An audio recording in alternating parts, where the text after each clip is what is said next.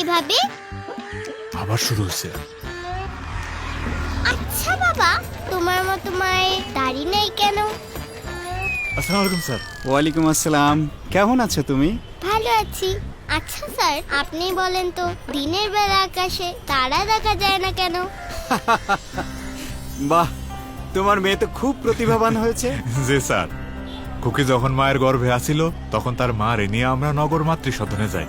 সেখানে ডাক্তার আপা কইছিল 6 মাস পর থেকে শিশুর সঠিক বৃদ্ধি এবং মানসিক বিকাশের জন্য মায়ের দুধের পাশাপাশি পুষ্টিকর খাবার দিতে হইব।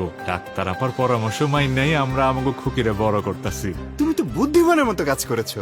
আমাদের সব বাবা মায়ের উচিত শিশুদের খাবার খাওয়ানোর ক্ষেত্রে, বিশেষ করে 5 বছরের নিচে শিশুদের উপযুক্ত খাদ্য অভ্যাস চর্চা করা। জন্য স্বল্প ও বিনামূল্যে চিকিৎসা সেবা।